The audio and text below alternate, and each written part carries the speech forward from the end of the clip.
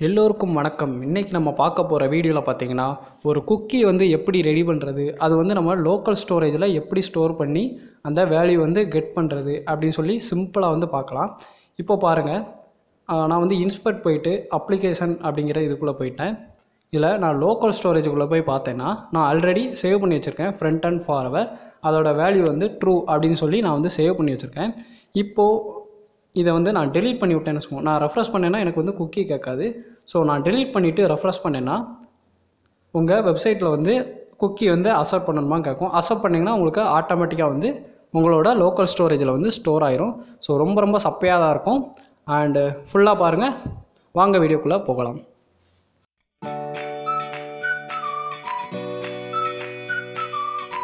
So வழக்கம் போல் நம்ம வந்து ஒரு நியூ ஃபோல்டர் ஒன்று க்ரியேட் பண்ணிக்கிடுவோம் நம்ம ப்ராஜெக்ட்டுக்காக. அதனால் ஒரு ஃபோல்டர் குக்கீஸ் அப்படின்னு சொல்லி ஒரு ஃபோல்டர் வந்து க்ரியேட் பண்ணியிருக்கேன். நீங்கள் என்ன நேம் வேணாலும் வச்சுக்கோங்க. அதுக்கப்புறம் பார்த்தீங்கன்னா நான் வந்து யூஸ்வலாக விஷுவல் ஸ்டுடியோ கோட் தான் யூஸ் பண்ணுவேன். ஸோ அதனால் விஷுவல் ஸ்டுடியோ கோடில் போய்ட்டு அந்த குக்கீஸ் அப்படிங்கிற ஃபோல்டரை வந்து நான் வந்து ஓப்பன் பண்ணிக்கிறேன். நீங்கள் எது வேணாலும் யூஸ் பண்ணிக்கோங்க, சப்ளைம் டெக்ஸ்ட், நோட்பேட் ++ எதுனாலும் சரி. அதுக்கப்புறம் பார்த்தீங்கன்னா எனக்கு 2 ஃபைலு தேவை. ஒன்று வந்து index.htmlனு சொல்லி நேம் வச்சுக்கிறேன், HTML ஃபைல் தேவை. இன்னொன்று CSS ஃபைல் தேவை. ஸோ HTMLக்காக index.html, CSSக்காக style.cssன்னு சொல்லி 2 ஃபைல் வந்து க்ரியேட் பண்ணிக்கிறேன். ஸோ HTML போய்ட்டு எக்ஸ்க்ளமேட்டரி அமைக்கி என்ட்ரை தட்டினீங்கன்னா டிஃபால்ட்டாக உள்ள HTML டேக்ஸ் எல்லாமே வந்து உங்களுக்கு டிஸ்பிளே ஆகும். நான் வந்து டைட்டில் மட்டும் ஜாவாஸ்கிரிப்ட் குக்கீஸ் அப்படின்னு சொல்லி சும்மா மொக்கையாக ஒரு டைட்டில் வச்சுக்கிறேன். நீங்கள் என்ன வேணாலும் வச்சுக்கோங்க. இது வந்து டைட்டில் பாரில் டிஸ்பிளே ஆகும். நெக்ஸ்ட் அந்த CSS ஃபைலை என்னோட HTMLோட லிங்க் பண்ணிக்கிறேன். So link related to style sheet hrefன்னு போட்டு அந்த ஃபைலை போட்டிங்கன்னா உங்களுக்கு வந்து CSS வந்து லிங்க் ஆயிரும். இப்போ HTML ரன் பண்ணுறேன் பாருங்கள், எனக்கு ஜாவாஸ்கிரிப்ட் குக்கீஸ் அப்படிங்கிறது மட்டும் எனக்கு டிஸ்பிளே ஆகுது டைட்டிலு. இப்போ என்ன பண்ண போகிறேன்னா என்னோடய வெப்சைட்டை வந்து சும்மா எதையாவது போட்டு நிரப்ப போகிறேன். ஸோ அடித்து ஊற்று அப்படிங்கிற மாதிரி தான். ஃபஸ்ட்டு சேனல் நேமை போட்டாச்சு. அதுக்கப்புறம் என்ன போடலாம், ஒரு H4 டேக்கில் போய்ட்டு ப்ளீஸ் சப்ஸ்கிரைபு அப்படின்னு சொல்லி போட்டுக்கிறேன். சப்ஸ்கிரைப் அவர் சேனல் அப்படி சொல்லி போட்டுக்கிறேன். அப்படியே ஒரு சப்ஸ்கிரைபை போட்டுக்கோங்க, மறக்காமல் ஷேர் பண்ணிடுங்க. அண்டு ஏதாவது ஒரு டம்மி கண்டென்ட் வருமா. ஸோ இப்படி போயிடுச்சுன்னா அது என்னன்னு தெரியலையே, Alt+5 அதை அமுக்குனிங்கன்னா உங்களுக்கு வந்து இப்படி வந்துடும், Alt+F5. ஸோ நம்ம வந்து வெப்சைட்டை வந்து நிரப்ப போகிறேன். அதாவது அந்த பேஜ் வந்து மொட்டைக்கட்டையாக இல்லாமல் இருக்கணும் அப்படிங்கிறதுக்காக தான் நான் சும்மா பேராகிராஃபை அப்படியே காப்பி ஏற்றுற மாதிரி போட்டு தள்ளிக்கிட்டு இருக்கேன். ஸோ 5-6 தடவை பேஸ்ட் பண்ணிட்டேன். எவ்வளோ வந்திருக்குன்னு தெரில, பார்க்கலாம். இன்னமும் தேவைப்படுது, இன்னும் கொஞ்சம் கலந்தடிப்போம். ஓகே, இது போதும்னு நினைக்கிறேன். ஸோ நம்ம வெப்சைட்டை வந்து ஏதோ ஒன்று போட்டு கவர் பண்ணியாச்சு ஃபுல்லாக. அதுக்கப்புறம் பார்த்தீங்கன்னா ஒரு டப்பா வந்து க்ரியேட் பண்ண போகிறேன். இந்த டப்பாவுக்கு வந்து குக்கி அப்படின்னு சொல்லி நேம் வச்சுக்கிறேன். இந்த டப்பா தான் நம்மளுக்கு வந்து கீழே வந்து டிஸ்பிளே ஆகும். அதாவது பார்த்தீங்கன்னா கருப்பு கலரில் ஒரு டப்பா மாதிரி இருந்துச்சா, ஸோ அதுதான் இந்த குக்கி அப்படின்னு சொல்லி. இதுக்குள்ளே பார்த்தீங்கன்னா பேராகிராஃப் வந்து ஒரு டம்மி பேராகிராஃப் வந்து எழுதுகிறேன். ஸோ ப்ரைவேசி பாலிசி அப்படிங்கிற ஏதோ ஒன்று சொல்லுவாங்க, இந்த டேர்ம்ஸ் அண்ட் கண்டிஷன் அதெல்லாம் சொல்லுவாங்க. ஸோ அதை வந்து நான் வந்து டைப் பண்ணியே காமிச்சிக்கிறேன். அதனால் படன்னு அடித்து காமிச்சிட்றேன். நீங்கள் என்ன வேணாலும் வணக்கண்டா மாப்பிள்ளைன்னு எழுதினாலும் பரவாயில்ல, என்ன வேணாலும் எழுதிக்கோங்க. நான் வந்து சும்மா உங்களுக்காக ஒரு ப்ரைவேசி பாலிசினால் எப்படி இருக்கும் அப்படிங்கிறத அப்படியே ஏதோ ஒரு வெப்சைட்லேருந்து ஆட்டையை போட்டு அப்படியே வந்து பேஸ்ட் பண்ணி இங்கே போட்டிருக்கேன். ஸோ கீழே பாருங்கள், அந்த டேர்ம்ஸ் அண்ட் கண்டிஷன் அப்படிங்கிறது வந்து எனக்கு நல்லபடியாக தெரியுது. அதுக்கப்புறம் பார்த்திங்கன்னா ஒரு பட்டன் தேவை. அதாவது குக்கியை வந்து அக்செப்ட் பண்ண போகிறீங்களா அப்படின்னு சொல்லி அந்த பட்டனுக்கு வந்து ஒரு கிளாஸ் நேம் போட்டுக்கிறேன், BTN அப்படின்னு சொல்லி. அதுக்கப்புறம் அக்செப்ட் குக்கீஸ் அப்படின்னு சொல்லி அந்த பட்டனோட வேல்யூ வந்து கொடுத்துக்கிறேன். ரெஃப்ரெஷ் பண்ணி பார்க்கலாம், பாருங்கள் ஒரு இத்து போன பட்டன் வந்து டிஸ்பிளே ஆகுது. ஸோ எல்லாமே பர்ஃபெக்டாக முடிச்சாச்சு. இப்போ நம்ம பெயிண்ட் அடிக்க போகலாம். ஸோ ஸ்டைலுக்கு வந்துடுங்க. ஃபஸ்ட்டு நம்ம முதல்ல இருந்து ஒவ்வொன்றா வரலாம். அதனால் நான் பாடியிலேருந்து ஆரம்பிக்க போகிறேன். ஸோ பாடி அப்படிங்கிற டேக்காக காப்பி பண்ணி இங்கே பேஸ்ட் பண்ணிக்கிறேன். ஃபஸ்ட்டு மார்ஜின் வந்து 0 அப்படின்னு சொல்லி போட்டுக்கிறேன். இது என்னென்னா வெப்சைட்டில் கொஞ்சம் மார்ஜின் இருக்கும். இப்போ நான் ரெஃப்ரெஷ் பண்ணேன் பாருங்கள், ஒட்டிக்கிடுச்சா. ஸோ அந்த மார்ஜின் எல்லாம் எடுத்து விட்றதுக்காண்டி தான் மார்ஜின் வந்து 0ன்னு போட்டுக்கிறேன். அதுக்கப்புறம் ஃபாண்ட் ஃபேமிலி எழுத்தெல்லாம் கன்றாவியாக இருக்குது, அதனால் சான்ஸ் செரிஃப்னு போட்டுக்கிறேன். இதுவும் பார்க்க ஒரு மாதிரி தான் இருக்குது. சரி பரவாயில்ல, நம்மளுக்கு அது தேவையில்லை, நம்மளுக்கு கான்செப்ட் தான் முக்கியம். அதுக்கப்புறம் பார்த்திங்கன்னா ஹெட்டிங்கு இது எல்லாமே இருக்கட்டும். நம்ம வந்து அந்த டப்பாவுக்கு போயிடலாம். ஸோ டப்பாவை கொஞ்சம் அலங்காரம் பண்ணுவோம். அதனால் அந்த குக்கி அப்படிங்கிற கிளாஸ் இருக்குது பார்த்தீங்களா? ஸோ கிளாஸ்னால் புள்ளி வச்சுட்டு ஆரம்பிக்கணும், மறந்துடாதீங்க. இதுக்கு வந்து பேக்ரவுண்ட் கலர் வந்து ஆட் பண்ணிக்கிறேன். ஸோ கருப்பு கலர், நமக்கு பிடித்த கலர் அப்படின்னு சொல்லி கருப்பு கலர் வந்து RGBAயில் போட்டு லாஸ்ட்டாக அதோட கலரை வந்து லைட்டாக கம்மி பண்ணிக்கிறேன். ஸோ ஃபுல் பிளாக்காக இருந்தால் பின்னாடி உள்ளது தெரியாது. அதனால் 0.8 ஒப்பாசிட்டியில் வந்து கொடுத்துக்கிறேன். அதுக்கப்புறம் என்ன பண்ணலாம்னா வித்து வந்து 100%, ஏன்னா ஃபுல் வித்தும் எனக்கு எடுத்துக்கணும் அப்படின்னு சொல்லி போடுறதுக்காக வித்து வந்து 100% அப்படின்னு சொல்லி போட்டுக்கிறேன். அதுக்கப்புறம் என்ன பண்ண போகிறேன்னா பொசிஷன் பார்த்தீங்கன்னா ஃபிக்ஸ்டு நான் வந்து ஒட்டி வைக்க போகிறேன். கீழே வந்து எனக்கு ஃபிக்ஸ்டாக நிற்கணும். இப்போ பாருங்கள் எனக்கு நின்றுச்சு. இப்போ எனக்கு அந்த ஸ்க்ரோலிங் எஃபெக்டே வரல. ஸோ அது வந்து கல் மாதிரி அந்த இடத்துல ஆணி அடித்த மாதிரி ஒட்டிக்கிடும். அதுதான் ஃபிக்ஸ்டு. அதுக்கப்புறம் பார்த்தீங்கன்னா பேடிங் கொடுத்துக்கிறேன். பேடிங் என்னென்னா உள்ளுக்குள்ளே எனக்கு கொஞ்சம் ஸ்பேஸிங் வரணும். பாருங்கள் அந்த எழுத்துக்கு சுற்றி 20 பிக்சல் வந்து கேப் வந்து வந்துடுச்சு. அதுக்கப்புறம் பாட்டம் வந்து கொடுத்துக்கிறேன். பாட்டம் வந்து -100ன்னு போட்டால் காணா போயிடும், கண்ணுக்கே தெரியாது. ஸோ எங்கேயோ போயிடுச்சு. அதனால் 0ன்னு கொடுத்தீங்கன்னா உங்களுக்கு வந்து பெர்ஃபெக்டாக வந்து நின்றுக்கிடும். ஸோ 0% இல்லைன்னா 0ன்னு கொடுத்தாலும் பிரச்சனை இல்லை. பாருங்கள் பெர்ஃபெக்டாக வந்துடுச்சு. அந்த எழுத்து வந்து கருப்பாக இருக்கனால தெரியலை. அதனால் நம்ம கலரை வந்து மாற்றி விட்டுறலாம். அதுக்கு என்னென்னா குக்கியில் உள்ள அந்த பேராகிராஃபா, ஸோ நான் குக்கியில் உள்ள பேராகிராஃப் அப்படின்னு சொல்லி கொடுக்க போகிறேன். வெறும் பேராகிராஃப்னால் எல்லா பேராகிராஃபும் அப்ளை ஆயிரும். அதனால் குக்கியில் உள்ள பேராகிராஃப் அப்படின்னு சொல்லி போட்டுக்கிறேன். ஃபாண்ட் சைஸ் பார்த்தீங்கன்னா 25 பிக்சல் அப்படின்னு சொல்லி போட்டுக்கிறேன். கொஞ்சம் குண்டு குண்டனை வந்துடும். பாருங்கள் குண்டாயிருச்சு. அதுக்கப்புறம் கலரை மாற்றிக்கலாம். ஸோ கலர் வந்து பார்த்திங்கன்னா வெள்ளை கலர், கருப்பு வெள்ளை இது மட்டும்தான். ஸோ பிளாக் அண்ட் ஒயிட்டில் போட்டனால பளிர்னு இருக்குது. அதுக்கப்புறம் அந்த பட்டனை கொஞ்சம் வேலையை காட்டலாமா? ஸோ அந்த பட்டனுக்கு என்ன நேம் வச்சோம்? BTNனா. ஸோ கிளாஸ்க்குள்ளே BTN அப்படி சொல்லி வச்சுருக்கோம். கிளாஸ்னால் டாட் வச்சு BTN போட்டுக்கிறேன். இதோட பேடிங் பார்த்திங்கன்னா 10 pixel top and bottom, left and right இடது பக்கமும் வலது பக்கமும் 45 பிக்சல் அப்படி போட்டால் பட்டன் வந்து கொஞ்சம் குண்டாயிரும். குண்டாயிருச்சு.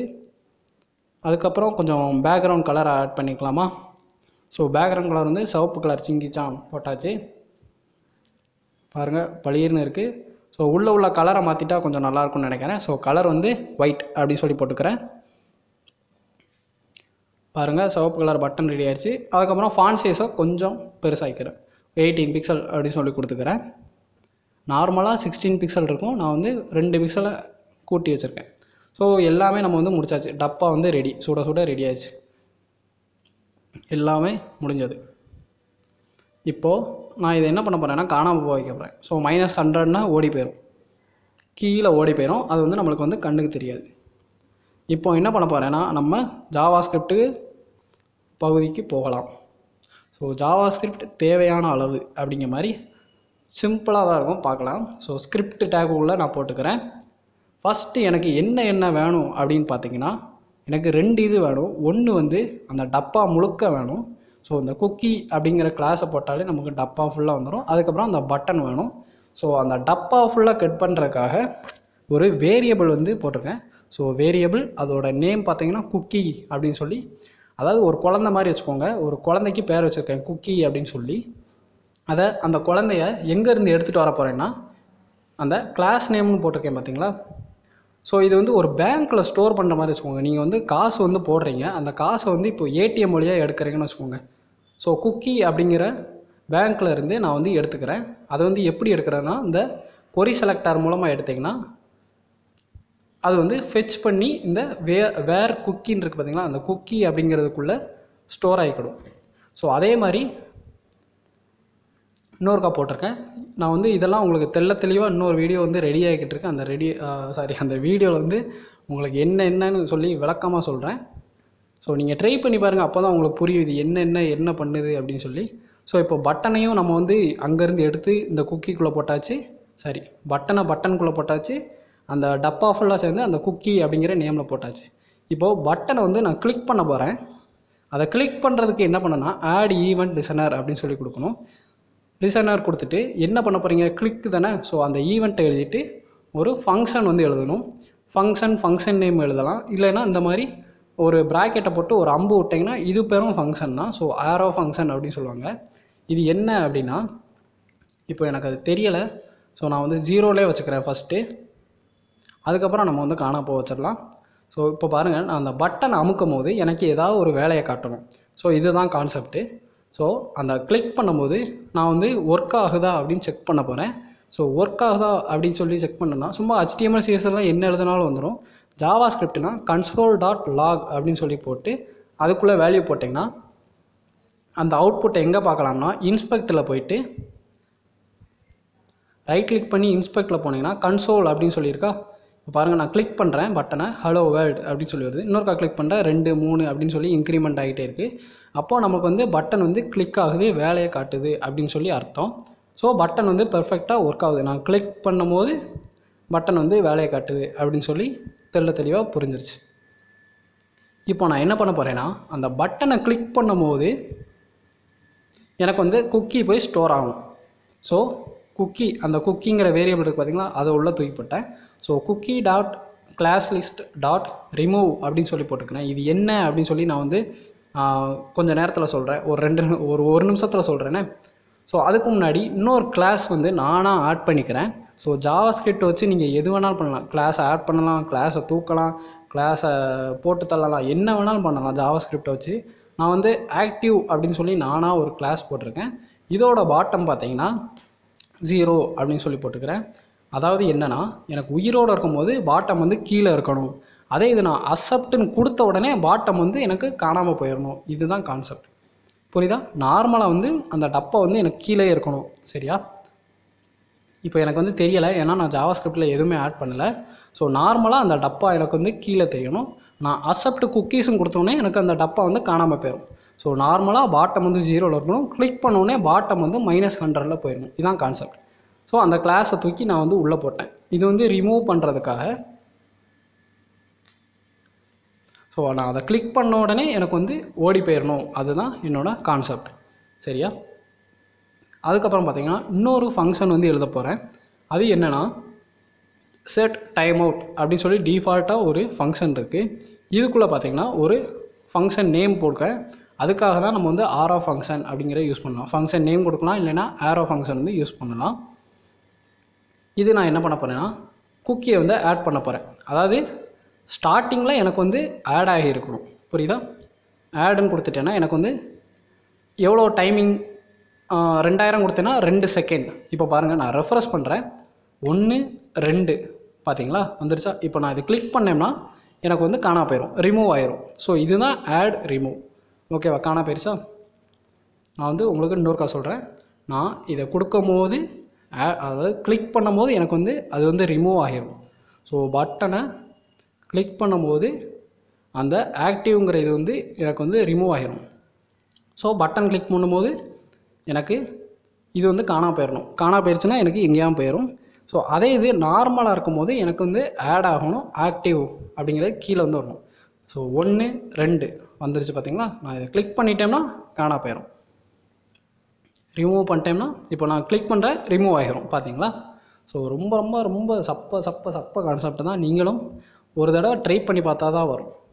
ஸோ இப்போ நம்ம வந்து அக்செப்ட் பண்ணியாச்சு, எல்லாமே பண்ணியாச்சு. இப்போது நம்ம எப்படி லோக்கல் ஸ்டோரேஜில் ஸ்டோர் பண்ணலாம் பார்க்கலாம். ஸோ அதுக்காக நான் கிளிக் பண்ணும்போது எனக்கு ஸ்டோர் ஆகணுமா? So local storage dot set item get ஐட்டம்னு இருக்குது. செட் ஐட்டம்னா உள்ளே போய் நம்ம துணிக்க போகிறோம். கெட் ஐட்டம்ங்கிறது எடுக்கலாம், இல்லைனா இருக்குதா அப்படின்னு சொல்லி பார்த்துக்கலாம். ஸோ செட் ஐட்டமில் 2 இது நம்ம செட் பண்ணணும். ஒன்று கீ, இன்னொன்று வந்து வேல்யூ. ஸோ கீங்கிறதுல நீங்கள் அதாவது ஸ்ட்ரிங்கு தான் கொடுக்கணும். ஸ்ட்ரிங்குனா ஏதாவது பேர் தான் கொடுக்கணும், டபுள் கோட்ஸ்குள்ளே தான் கொடுக்கணும். ஸோ நான் வந்து ஃப்ரண்ட் அண்ட் ஃபார்வர்ட்னு சேனல் நேமை போட்டுக்கிறேன். கமா போட்டு வேல்யூ என்ன கொடுக்கலாம், ட்ரூ அப்படின்னு சொல்லி கொடுத்துக்கிறேன். ஸோ இப்போ பார்க்கலாம், ரெஃப்ரெஷ் பண்ணிட்டேன், 1 2 வந்துருச்சு. நான் அக்செப்ட் பண்ணிட்டேன்னா எனக்கு அது போய் லோக்கல் ஸ்டோரேஜில் வந்து ஸ்டோர் ஆகிருக்கணும்.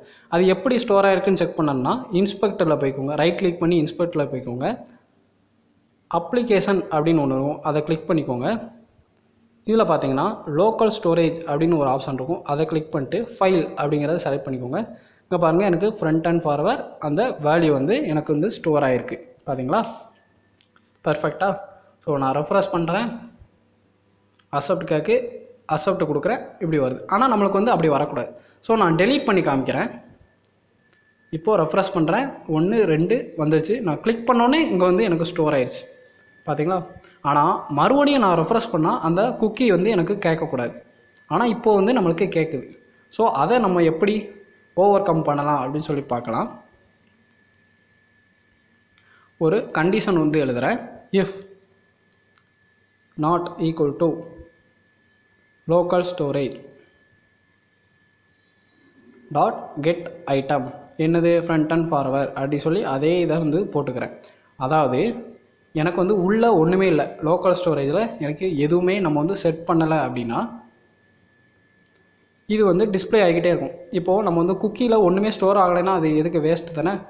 ஸோ அவ்வளோதான், நம்ம வந்து பார்க்கணும் குக்கியில் இருக்கா அப்படின்னு சொல்லி. இல்லைன்னா எனக்கு வந்து உள்ள அது வரைக்கும் எனக்கு வந்து குக்கி அக்செப்ட் பண்ணுற வரைக்கும் அப்படியே நிற்கணும். ஸோ இதுதான் கான்செப்ட்.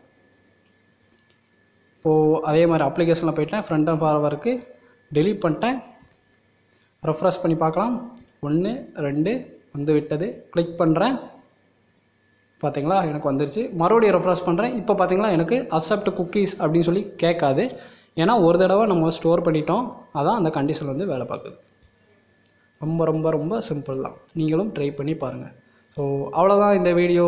இந்த வீடியோ உங்களுக்கு பிடிச்சிருந்துச்சுன்னா மறக்காமல் லைக் பண்ணுங்கள், ஷேர் பண்ணுங்கள் அண்ட் கமெண்ட் பண்ணுங்கள். அண்ட் இது வரைக்கும் நம்ம சேனலை சப்ஸ்கிரைப் பண்ணாதவங்க மறக்காமல் சப்ஸ்கிரைப் பண்ணுங்கள். இந்த வீடியோவில் ஏதாவது கற்றுக்கிட்டு இருந்தீங்கன்னா மறக்காமல் சொல்லுங்கள், எனக்கும் கொஞ்சம் சந்தோஷமாக இருக்கும். அண்ட் ஏதாவது project, web development, app development எந்த ப்ராஜெக்டாக இருந்தாலும் கொடுங்க, நாங்கள் வந்து பெர்ஃபெக்டாக பண்ணித்தரோம். ஸோ பார்க்கலாம், மேலும் மேலும் புதிய வீடியோக்குள்ள பார்க்கலாம். பாய்.